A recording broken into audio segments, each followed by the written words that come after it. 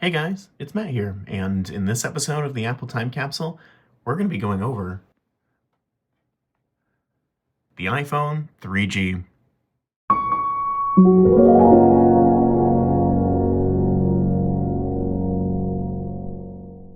The iPhone 3G was better than the iPhone 2G it replaced in many ways, but it was really an incremental upgrade. It sports the same Samsung CPU with the same 128MB of RAM and also only has 8 or 16GB of internal storage.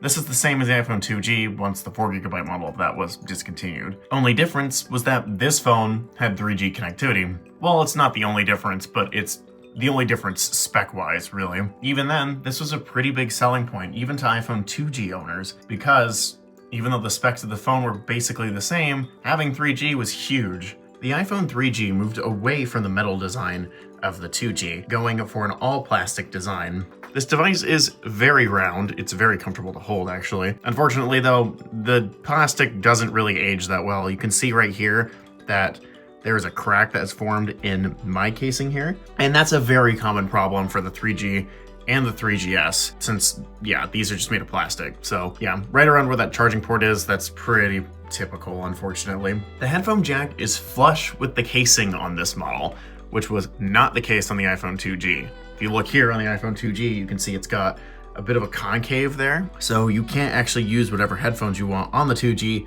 because they won't physically fit. So that means the iPhone 2G required a dongle to connect other headphones. I guess it's old becomes new again. Courage. The volume buttons on this model are made of metal instead of plastic, which was found in the iPhone 2G. I much would have preferred a metal design, though, instead of just having metal buttons.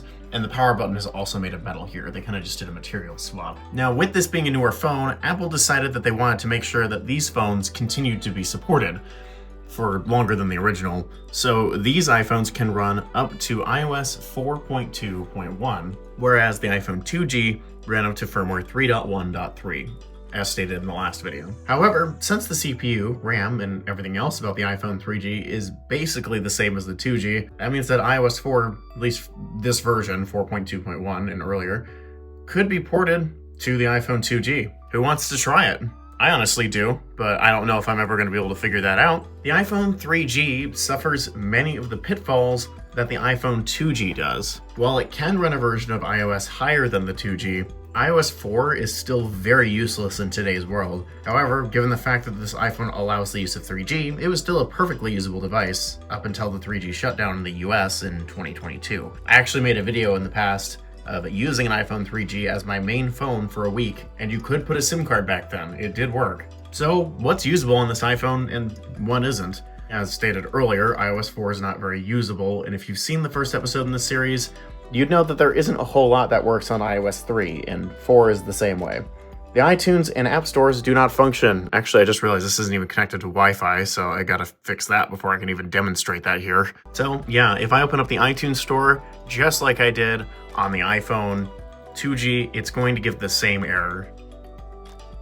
So once this comes up, hit OK, and it closes. There, you just can't use those on the iPhone 2G or 3G or 3GS, but we'll get to that later. So moving on from that, YouTube doesn't work as with the iPhone 2G because the services used for that old app do not function anymore. The Stocks app and the Weather app connect to the same Yahoo servers, so they still don't work. And something I actually neglected to mention earlier with the iPhone 2G, and it applies to that phone too, is you can't actually sign into an Apple ID. This does let you sign in through MobileMe, but that does not work. And iCloud did not exist until iOS 5, which this phone cannot run, so that makes that pretty useless. So the only online service that actually still works on these phones is the Maps app. And unfortunately, from what I can gather, this app is not fully functional like I thought it was.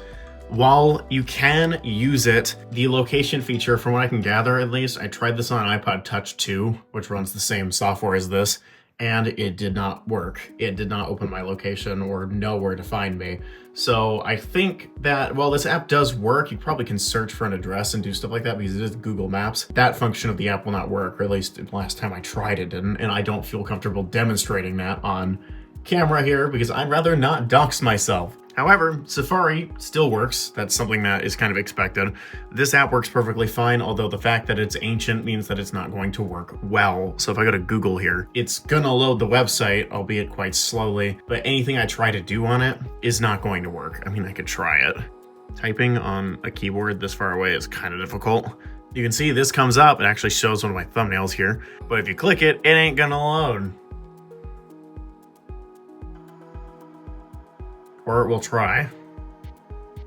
That is a good looking loading symbol.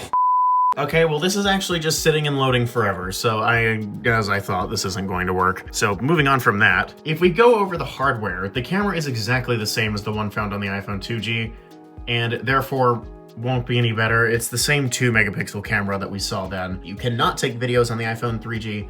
You need an iPhone 3GS to do that, and we will go over that in the next video. I don't know if the microphone's the same or not. I don't remember actually. So let's try it together. So this is what the microphone in the iPhone 3G sounds like. It probably is about the same as the iPhone 2Gs, but I don't know. We will see when I actually put it in the video. At least these devices have microphones.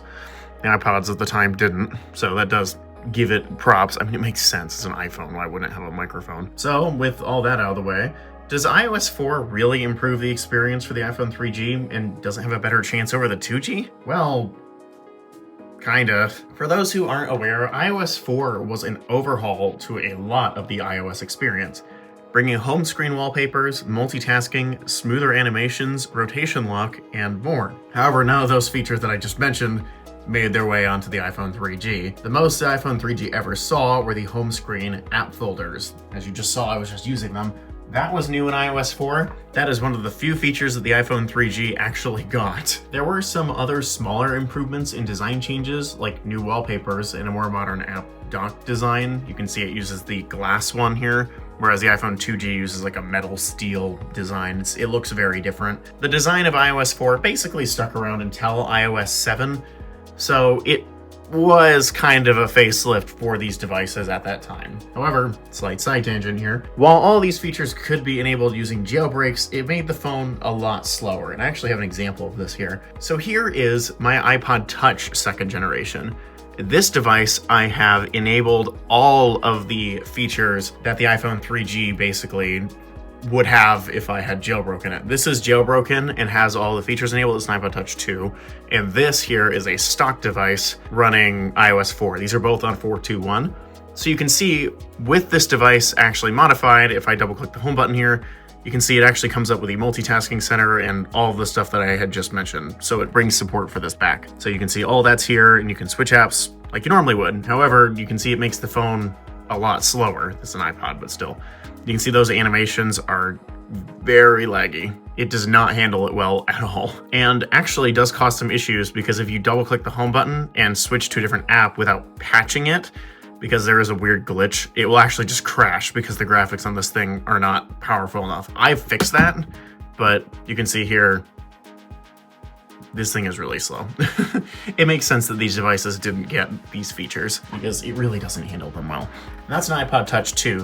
Those run a lot better than the 3Gs do. So if you had an iPhone 3G at the time, it was worth doing if you really didn't want to upgrade your phone, but you wanted the modern features, if you really didn't mind it being that slow. But these devices were quite slow, but with them enabled, it made them way slower. And yeah, it just wasn't a great experience. It didn't stop people from doing it though. So for the last segment of Apple Time Capsule, what are some of the features that were on this phone that aren't on modern devices? So first off, if we go over the hardware, it's basically the same as the iPhone 2G. You've got a mute switch here on the side.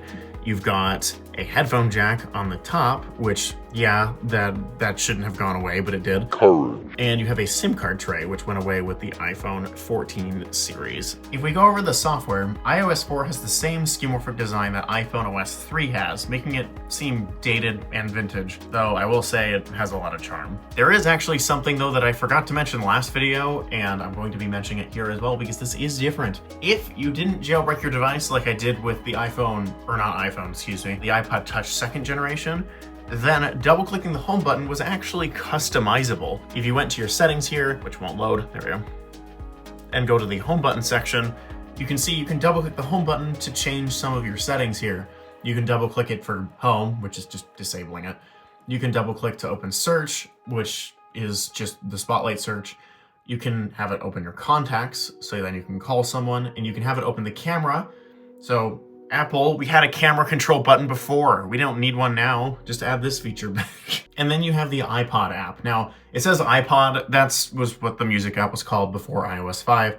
So it really meant music. But yeah, the iPhone 3G actually had this feature even when iOS 4 came out, because these devices did not support multitasking, so this feature was carried over until iOS 4.3 killed support for this iPhone, and then it was removed from iOS entirely, basically. Along with, by default, this device, when you double-click the home button, will actually display a little window that will come up. I don't have any music on this phone, I'm sorry, but it'll display a window that will come up that shows play, pause, and your volume adjustment and stuff like that, and it comes up like a dialog box, basically. However, that wasn't really a feature that was, like, taken away, I guess you could say, because if you do that on a device that either supported the multitasking feature, or if you jailbroke your device and patched it, if I can get my iPod Touch unlocked here, double-clicking the home button will also give you the same thing. It just looks different, and it sits down here instead. So it wasn't really a feature that was exclusive to iOS 4. It just looked different. You can see me, after I enabled the multitasking features, basically turning this iPod 2 into software-wise an iPod Touch 3, that option completely disappears from settings. I actually think it changed the layout a bit too. Yeah, you can see that option completely disappeared in settings. It is replaced with Spotlight Search instead.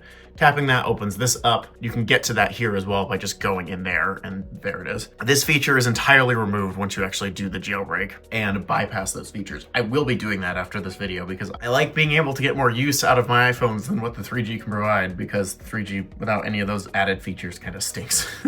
So I think that's basically it for this phone. If we look back, the 3G wasn't perfect. I mean, no iPhone really is, but it's not really a good phone, to be honest, looking back on it.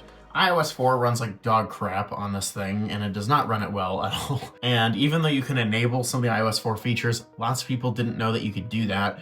So they were basically stuck with a really old phone running iOS 4, which didn't run it well. It technically gave support to the device later on, but lots of app developers actually opted to support 4.3 as an excuse to drop support for these phones. I have many apps that have a version that runs on 4.3, but will not run on 4.2. This is also the only iPhone that Apple killed support on before the iOS version ended. This never happened again because we never saw like an iOS 5.2 or something that didn't come to older devices. If you look back with the iPad 1, seeing how that ran like iPhone OS 3.2, it'll probably be like, oh, well, the iPhone 2G can only run 3.13. Same with the iPod Touch first generation. But 3.2 was an iPad exclusive OS, so in my opinion that doesn't count because the iPod Touch 2 and the iPhone 3G didn't run 3.2 either when that came out, so neither did the 3GS or the iPod Touch third generation. So with that being said, that's pretty much it for this phone. If you liked it, then hit the like button and get subscribed if you like the content that you see on this channel.